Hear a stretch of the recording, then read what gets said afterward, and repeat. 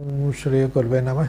सर्वे भवन्तु सुखिनः, सर्वे सन्तु निरामया, सर्वे भद्राणि पश्यन्तु मा कश्चित् दुख भाग भवेत्। मित्रों, आप सबका अभिनंदन है। आज चर्चा करते हैं किसान आंदोलन और भारत के प्रसिद्ध कृषि वैज्ञानिक डॉक्टर एम.एस. स्वामीनाथन के बारे में। स्वामीनाथन को अभी हाल में भारत रत्न 9 फरवरी को भारत रत्न देने की घोषणा की गई।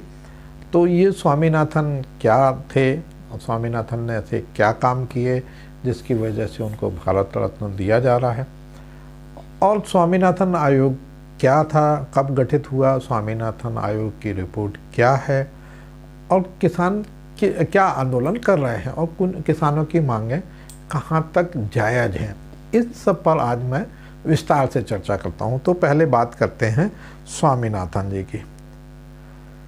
भारत के महान कृषि वैज्ञानिक डॉक्टर एम.एस. स्वामीनाथन ने 98 साल की उम्र में दुनिया को अलविदा कह दिया।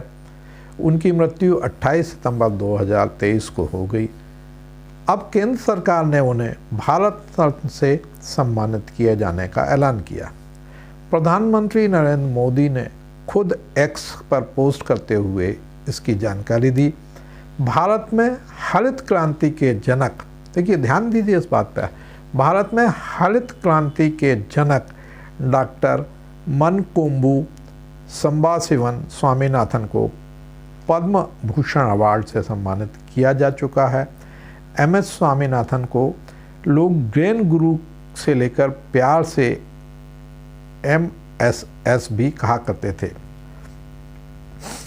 एम.एस. स्वामीनाथन को भारत रत्न दिए जाने का ऐलान करते हुए पीएम मोदी ने कहा, यह बेहद खुशी की बात है कि भारत सरकार कृषि और किसानों के कल्याण में हमारे देश में उनके उल्लेखनीय योगदान के लिए डॉक्टर एम.एस. स्वामीनाथन जी को भारत रत्न से सम्मानित कर रही है। उन्होंने चुनौतीपूर्ण समय के दौरान भारत को कृषि में आत्मनिर्भरता हासिल करने में महत्वपूर्ण भूमिका निभाई और भारतीय कृषि को आधुनिक बनाने की दिशा में उत्कृष्ट प्रयास किए। हम एक अन्वेषक और संरक्षक के रूप में और कई छात्रों के बीच सीखने और अनुसंधान को प्रोत्साहित करने वाले उनके अमूल्य काम को भी पहचानते हैं। डॉक्टर स्वामीनाथन के दूरदर्शी नेतृत्व ने न केवल भारतीय कृषि को बदल दिया बल्कि देश की खाद्य सुरक्षा और समृद्धि भी सुनिश्चित की। वह एक ऐसे व्यक्ति थे जिन्हें मैं करीब से जानता हूं और हमेशा उनकी अंतर्दृष्टि और इनपुट को महत्व देता रहता हूं। यह माननीय प्रधानमंत्री नरेंद्र मोदी जी कहते हैं। तो अब एम.एस. स्वामीनाथन का जन्म 7 अगस्त 1925 को हुआ था। एम.एस. स्वामीनाथन का पूरा नाम मनकोम्बु संबाशिवन स्वामीनाथन था। उनका जन्म 7 अगस्त 1925 को तमिलनाडु के कुंभकोणम में हुआ था। स्वामीनाथन की शुरुआती शिक्षा वहीं से हुई।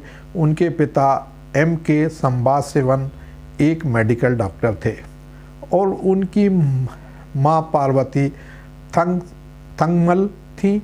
जब वे 11 साल के थे तब उनके पिता की मृत्यु हो गई। उनके बड़े भाई ने उन्हें पढ़ाया। उन्होंने अपनी स्नातक की पढ़ाई तिरुवनंतपुरम की यूनिवर्सिटी कॉलेज और बाद में कोयम्बटूर के कृषि कॉलेज, तमिलनाडु कृषि विश्वविद्यालय से की। उन्होंने साल 1949 में भारतीय कृषि अनुसंधान संस्थान IARI से कृषि विज्ञान, अनुवांशिकी और पादप प्रजनन में विशेषज्ञता में MSc और साल 1952 में कैम्ब्रिज यूनिवर्सिटी UK से PhD के। देश में हरित क्रांति लाने का काम किया। स्वामीनाथन ने 2 कृषि मंत्रियों श्री C. सुब्रमण्यम और जगजीवन राम के साथ मिलकर देश में हरित क्रांति लाने का काम किया।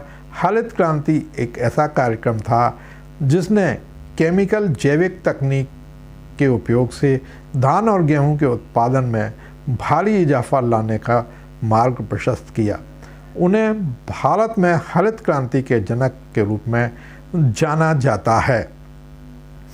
साल 2004 में जब कांग्रेस की यूपीए की सरकार सत्ता में थी, उस समय किसानों की स्थिति जानने के लिए एक आयोग का गठन किया गया था जिसका नाम national commission on farmers NCF था। इस आयोग के प्रमुख MS स्वामीनाथन को बनाया गया था। आयोग ने 2 सालों में 5 रिपोर्ट सरकार को सौंपी, जिसे स्वामीनाथन रिपोर्ट भी कहा जाता है। इस रिपोर्ट में सरकार को कई सुझाव दिए गए थे जिसमें किसानों की स्थिति को सुधारा जा सके। रिपोर्ट में सबसे बड़ा और चर्चित सुझाव MSP का था। इसमें कहा गया था कि किसानों को फसल की लागत का 50% लाभ मिलाकर MSP न्यूनतम समर्थन मूल्य मिलना चाहिए।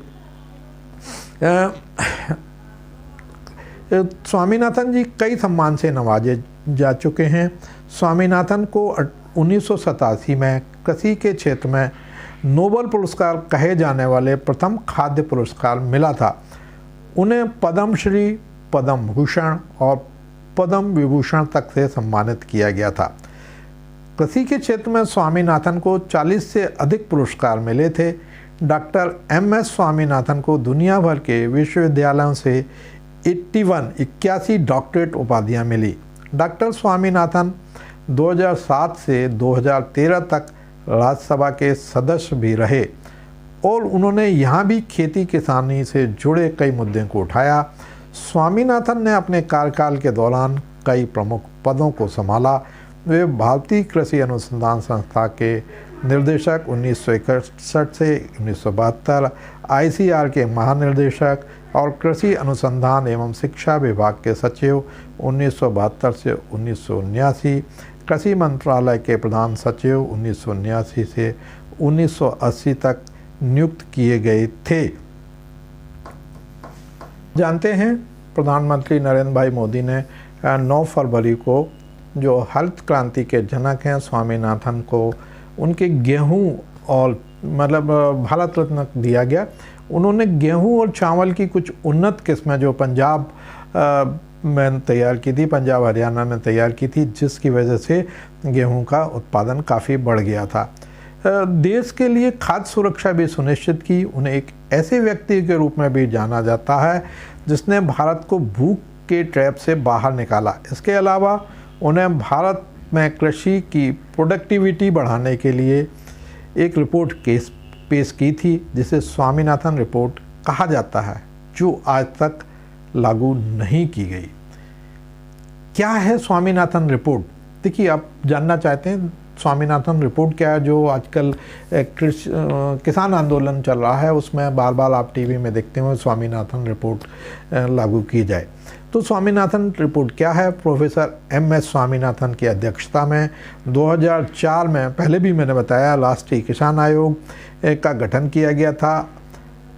MCF ने 2004 और 2006 के बीच 5 रिपोर्टें पेश की गई थी, जिनमें भारत में मेजर फार्मिंग सिस्टम की प्रोडक्टिविटी, प्रॉफिटेबिलिटी और स्थिरता को बढ़ाने के तरीके सुझाए गए थे। सामान्य भाषा में इस रिपोर्ट को स्वामीनाथन रिपोर्ट के नाम से जाना जाता था। अब देखिए, स्वामीनाथन रिपोर्ट में दिए गए सुझाव।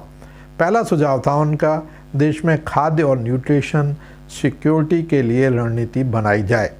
दूसरा था, फार्मिंग सिस्टम की प्रोडक्टिविटी और स्थिरता में सुधार किया जाए। तीसरा था, किसानों को मिलने वाले कर्ज का फ्लो बढ़ाने के लिए सुधार हो। अगला सुझाव था, शुष्क भूमि के साथ साथ पहाड़ी और तटीय क्षेत्रों में किसानों के लिए फार्मिंग प्रोग्राम। अगला, कृषि से जुड़े सामान और क्वालिटी और कास्ट में सुधार। वैश्विक कीमतें गिरने में किसानों को आयात से बचाना। बेहतर कृषि के लिए स्थानीय निकायों को सशक्त बनाना।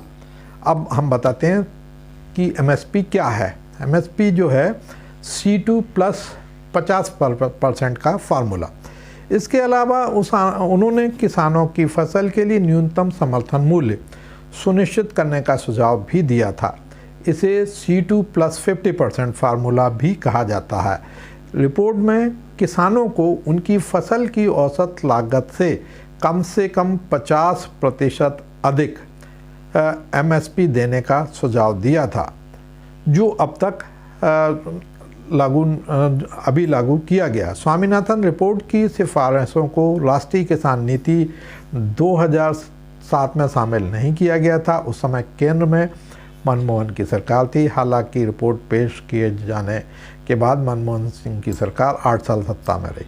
मोदी सरकार का एमएसपी बढ़ाने का दावा। इस बीच केंद्र की मोदी सरकार ने दावा किया कि उसने 2018-19 के सभी खरीफ और रबी की फसलों और अन्य वाणिज्यिक फसलों के लिए एमएसपी में वृद्धि की है, जिसमें उत्पादन लागत पर कम से कम 50% का रिटर्न मिलेगा। वहीं किसानों का दावा है कि सरकार अपना फार्मूला लागू करती है, जिससे एमएसपी काफ़ी कम है। किसानों की औसत आय की बात करें तो देखिए, किसान सभी पार्टी के लिए महत्वपूर्ण वोट बैंक है। देश में किसानों की संख्या लगभग 15 करोड़ है। कृषि परिवारों की औसत मासिक आय 2002-03 में परिवार की कुल औसतन आय थी 2115 रुपये महीने थी, जो अगले साल 10 साल में बढ़कर 6426 रुपये हो गई। 2015-16 में किसान परिवार की औसतन आय 8059 रुपये महीना हो गई। 2018-19 में 10,218 रुपये प्रति माह पहुँच गई। क्या है एमएसपी का फार्मूला? फिलहाल सरकार 22 अनिवार्य कृषि फसलों के लिए न्यूनतम समर्थन मूल्य तय करती है, जिसमें CACP की सिफारिशों के आधार पर गन्ने के लिए उचित मूल्य तय किए जाते हैं। इसे राज्य सरकारें और संबंधित केंद्रीय मंत्रालय विभागों के साथ विचार विमर्श करने के बाद लागू किया जाता है। तो मित्रों, अब चर्चा करते हैं किसान की मांगें कहाँ तक जायज़ हैं। देखिए, अभी जो किसानों की मांग है कि स्वामीनाथन रिपोर्ट लागू की जाए और एमएसपी का हमने आपको बताया C2 + 50%। मैंने पहले चर्चा की कि यही सिद्धांत मार्क्सवाद की बात करते हैं लोग बाग। जो मार्क्स का यदि आप साहित्य पढ़ेंगे तो उसमें भी उन्होंने किसी भी मूल्य वस्तु का मूल्य निर्धारित करने में इसकी बात उन्होंने की है कि लागत का जो मूल्य है और प्रॉफिट उसको मिलना चाहिए। तो किसानों के हक में जब बात होती है तो ऐसी अनेकों योजनाएं हैं, जैसे दिल्ली सरकार में मुफ्त बिजली है कुछ यूनिट तक, जल मुफ्त है, महिलाओं के लिए बस में मेट्रो में टिकट की निःशुल्क है। कई प्रदेशों में मध्य प्रदेश, छत्तीसगढ़, कर्नाटका, यहाँ पे लाडली बहना किसी अन्य स्वरूप में, जैसे छत्तीसगढ़ में मतहरी के नाम से और कर्नाटक में किसी अन्य के नाम से योजनाएं लागू हैं, जिसमें 1250 रुपये से लेकर 1500 रुपये, 2000 रुपये तक सरकार दे रही है, जो अनावश्यक है। ऐसी कई योजनाएं हैं जो शासन अनावश्यक दे रही है। सवाल ये उठता है कि 3 वर्ग मैं कहूँगा। पहला है उत्पादक वर्ग, है ना, जैसे किसान है, उत्पादन करता, मेहनत करता है, फसल को उपज करता है, तो उसको उसके श्रम का उसका उचित मूल्य मिलना चाहिए। दूसरा होता है निर्माता, जो मजदूर है, सृजन करता है किसी भी चीज़ का, चाहे वो फैक्ट्री का मजदूर हो, चाहे कुशल या अकुशल श्रमिक हो, तो जो भी है वो अपना काम करता है और किसी चीज़ उसको शेप देता, निर्माण करता है। तीसरा वर्ग आता है सुरक्षा का, जो वर्ग सुरक्षा का दायित्व निर्वहन करते हैं, जैसे आर्मी है, पुलिस भी है, अन्य विभाग हैं, तो जो सुरक्षा देते हैं और हमको चैन की नींद सोने के लिए माहौल देते हैं, उनका भी सम्मान करना चाहिए। विशेष रूप से जो सेना है, जो देश की सीमाओं पर अपना अथक परिश्रम करके और हमारी देश की सीमाओं को सुरक्षित करते हैं, उनका बहुत सम्मान करना चाहिए। तो ये 3 वर्ग का निश्चित रूप से सम्मान होना चाहिए और इनको उनकी मूल्य का उनकी श्रम का उचित मूल्य मिलना चाहिए। अब किसान की जहाँ तक बात होती है, तो किसान की फसल का मूल्य बढ़ाने में सरकार को सबसे अधिक परेशानी होती है। कारण जानते हैं उसका क्या है। कारण ये है कि वो दैनिक जीवन से भोजन जो है दैनिक जीवन की आवश्यकता है। यदि किसी चीज़ का, जैसे आपने सुना होगा प्याज की कीमत बढ़ गई थी, अटल जी की सरकार, प्याज की कीमत बढ़ने के कारण अटल जी की सरकार चुनाव हार गई थी, तो किसान को मूल्य नहीं मिलना चाहिए।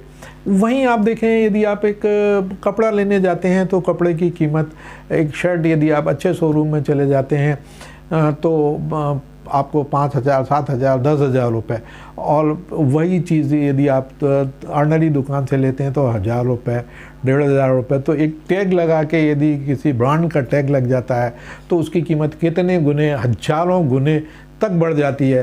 तो ये कहाँ तक उचित है? यदि आप शूज़ में के सेक्टर में जाते हैं तो शूज़ की कीमत 1,000 रुपये, 500 रुपये यदि है, तो यदि आप अच्छे शोरूम में एडिडास के, नाइक के और अन्य कई ब्रांड हैं उनके शोरूम में जाते हैं तो 20, 25, 30,000 तक के, 40,000 तक के आपको शूज़ मिलेंगे।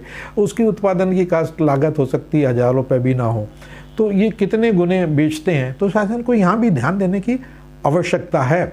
एक ही वर्ग, चूँकि किसान हैं, तो किसान की यदि फसल का मूल्य बढ़ता है तो सरकार तुरंत एक्शन लेती है और क्या करती है, आयात करके मार्केट में फ्लडिंग कर देती है, या जो उसके पास स्टोरेज होता है, स्टोरेज में राशन रखा रहता है, वो मार्केट में बेच देती है।